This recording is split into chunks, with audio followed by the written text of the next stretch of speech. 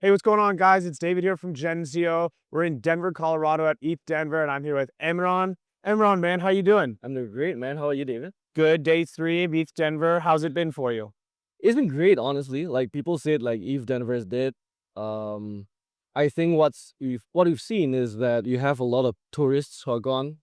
No one's shilling like NFTs or memes or like the 69th perps decks. Yeah. So like where it's gone down to is like your essential builders, and you do have a bunch of like very interested investors who probably have been in OGs in the space. Yep.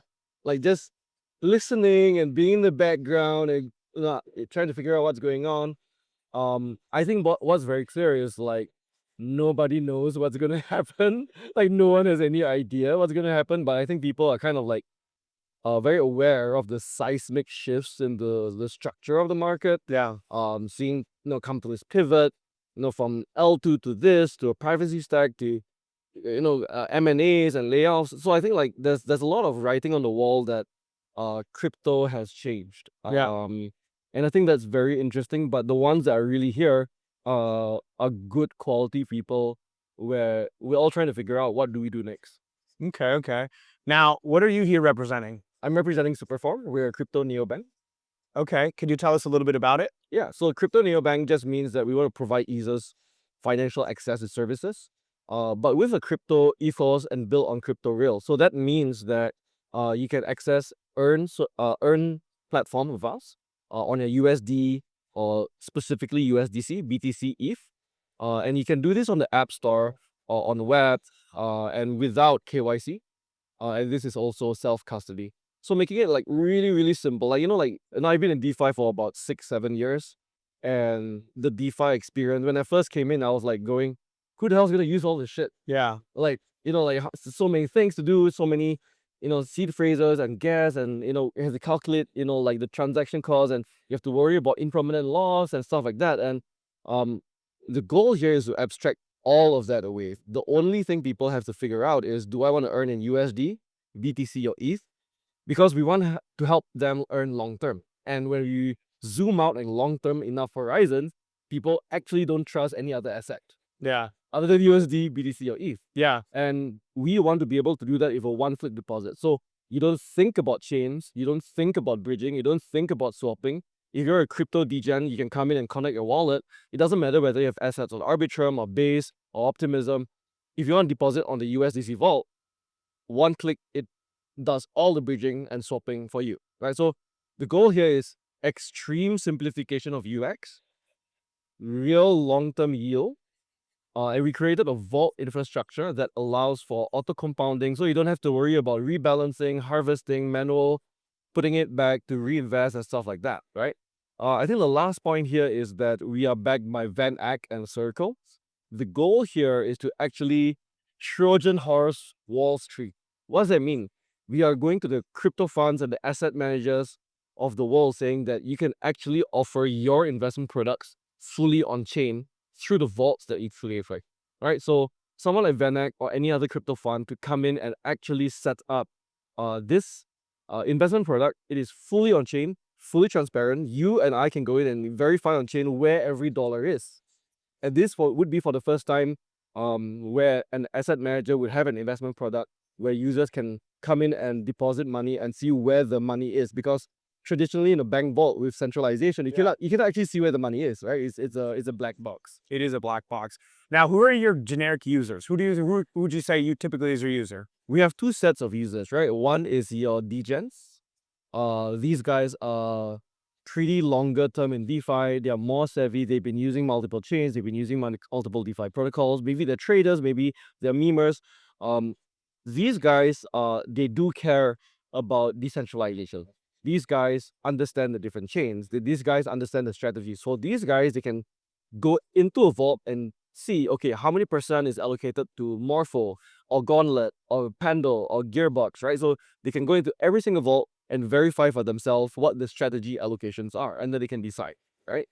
The second thing that these degens can do is that they can actually govern with us. So we are a user-owned neobank, which allows users to stake their UP tokens and govern with us. Um, the reason that matters is because you can't do that with a centralized entity like Robinhood or Coinbase or the traditional banks, where you can come in and you can decide on things like buybacks. You can decide on things like asset listings, vault listings, which partners to take on, incentive schedules, and stuff like that, right? So, the goal here is to have people use the bank and own the bank long term. So that's the DeFi side. For the normal everyday user, maybe they hold a bit of crypto in like Coinbase or in Binance, they can just come in and access DeFi for the first time with very, very easy few clicks, right? And they can still do that non-custodially without KYC. And the full vision here is to be able to provide them everything they need, right? Like your crypto cards, virtual accounts, P2P, down the line, things like lending, insurance, and stuff like that. Okay, awesome, man, awesome. Now, this year is 2026. Yes. What can people be excited about? I'm With ETHs. excited about Safe DeFi. Okay. So why am I excited about Safe DeFi is because we spent 10 years, billions and billions and billions of dollars, the best minds in the world, and we are all of less than 100 billion TVL in DeFi. That represents less than 0.5% of TradFi markets. Asset management in TradFi, credit markets in TradFi, $250 trillion. So this is a time where DeFi gotta ask itself, what is going on? How do we shoot ourselves in the foot? How do we not grow beyond this? How do we spend so much money and so much resources and the best minds in the world and not even really make a dent? Yeah. Right? And I think a lot of it boils down to long-termism versus short-termism, boils down to things like UX and security, and boils down to things around like, how do we think about the long term in terms of playing along with all the different stakeholders, right? Like, there are some people who are very rage against the machine, if so to speak, and they want to break down the whole establishment. And I'm a bit more pragmatic. Yeah. Like, there must be a point where we can meet eye to eye with regulators. There must be a point where we can meet eye to eye with Wall Street. So what we're doing is we're Trojan horsing Wall Street so that they can create investment products fully on chain on our own terms. Okay. Right? So when that happens, and when we change the perspective of crypto participants to like, hey, stop speculating, stop losing, come in and win together long term, people double down and triple down and they stop leaving crypto, right? The reason people leave crypto is because they lose, right? Yeah. And if you look at all the trading platforms and all the meme coin platforms and all the perps platforms, lifetime users, 80-90% are losing.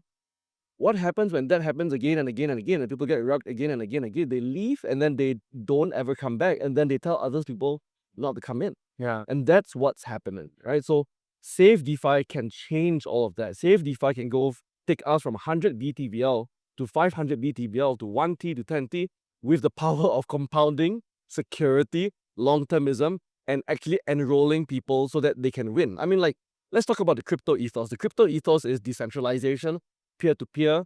It's about human freedom, autonomy. How is that being served if we are rugging people? How is that served if 90% of people lose? It's not working, right? So even for someone that came in, like, I did not sign up for that shit. Yeah, like, I signed up because I really believe we can create a better system. And if we are being very insider circle about it, haha, you're a normie, that will never happen, right? Yeah. We only win when we can figure out a way to onboard everyone and everyone can win. Awesome, man. Well, I got to say, it's been a very insightful conversation. Thank you very, very much. Where can everybody follow you guys? You can find us at superform.xyz, and you can find us on Twitter at superformxyz. Perfect, man. Thank you so much. Thank you so much. Take care. Hey, what's up? But it's not something Genzio is afraid of. If you want to survive, you got to build a How hive. many know we do not understand that we do not have? Ladies and gentlemen. Rebecca's Genzio Media House. Oswald, thanks so much for joining us today.